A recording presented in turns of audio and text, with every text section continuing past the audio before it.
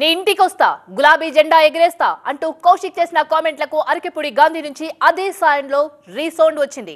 నువ్వేంటి వచ్చేది, నేనే వస్తా అంటూ బలగంతో బయలుదేరారు. గేట్ల తోసివేత, టమాటా కోడిగుడ్ల విసిరివేత, రాళ్ల దాడితో సీన్ సితారైంది.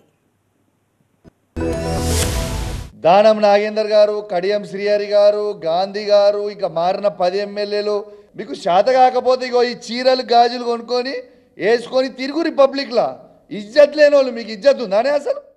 ఈ కామెంట్లతో తెలంగాణ గట్టుపై పొలిటికల్ సీన్ మొత్తం మారిపోయింది. దీనంతటికీ కారణం కాంగ్రెస్ ప్రభుత్వం అరకెపుడి గాంధీని పీఎస్సీ చైర్మన్ గా నియమించడం. ఈ నియామకంపై బీఆర్ఎస్ అభ్యంతరం వ్యక్తం చేసింది. అసలు గాంధీ కాంగ్రెస్లో చేరాడా లేదంటే బీఆర్ఎస్లోనే ఉన్నాడా? ఒకవేళ ఉంటే ఆయన ఇంటికి వెళ్లి గులాబీ కండువా కప్పుతానన్నారు కౌశిక్ రెడ్డి. దీంతో అప్రమత్తమైన పోలీసులు ఆయన్ను హౌస్ అరెస్టు చేశారు. కౌశిక్ చేసిన కామెంట్లపై అరకెపుడి తీవ్రంగా స్పందించారు. కౌశిక్ తన ఇంటికి రావడం కాదు, నేనే వెళ్తానని ప్రకటించారు. అన్నట్లుగానే తన అనుచరులతో కలిసి అరకెపుడి కౌశిక్ ఇంటికి వెళ్లారు. అప్పటికే భారీగా పోలీసులు మోహరించారు. అరకెపుడిని అక్కడి నుంచి పంపించే ప్రయత్నం చేశారు. ఈ క్రమంలో కౌశిక్ ను బయటకు పిలవాలని, లేదంటే తననైనా లోపలికి పంపించాలని డిమాండ్ చేశారు. ఓవైపు పోలీసులతో వాగ్వాదం జరుగుతుండగానే మరోవైపు అరకెపుడి అనుచరులు గేట్లు తోసుకుంటూ ముందుకు వెళ్లారు. ఈ క్రమంలో బీఆర్ఎస్ శ్రేణులు వారిని అడ్డుకోవడంతో సిచ్యువేషన్ సీరియస్ గా మారింది. టమాటాలు కోడిగుడ్లు విసరడంతో పాటు రాళ్ల దాడి చేయడంతో పరిస్థితి ఉద్రిక్తంగా మారింది.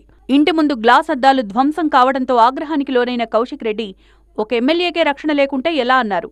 సామాన్య ప్రజలకు ప్రభుత్వం ఎలాంటి రక్షణ ఇస్తుందని నిలదీశారు. రేపు తెలంగాణ పవర్ ఏంటో చూపిస్తానన్నారు కౌశిక్. ఖచ్చితంగా మీకు రేపు ఎట్లుంటుందో సినిమా రేపు చూపిస్తా. తెలంగాణ పౌరుషం ఎట్లుంటుందో రేపు చూపిస్తా. ఈడ తెలంగాణ నికాసన తెలంగాణ బిడ్డలము ఆంధ్రోలు వచ్చి దాడి చేస్తే ఈడ భయపడేటోడు లేడు. రేపు తెలంగాణ పవర్ ఎట్లుంటుందో రేపు నేను చూపిస్తా అని చెప్పి సందర్భంగా తెలియజేస్తాను. ఉద్రిక్త పరిస్థితుల మధ్య అరకెపుడిని అరెస్టు చేసి నార్సింగి పిఎస్కు తరలించారు పోలీసులు. మొత్తానికి ఫిరాయింపుల ఎపిసోడ్ చీర, గాజులు, చెప్పుల నుంచి సవాళ్లు, అరెస్టుల దాకా వెళ్ళింది. మరి రేపు ఈ సినిమా పొలిటికల్ స్క్రీన్పై ఎలాంటి ప్రకంపనలు పుట్టిస్తుందో చూడాలి.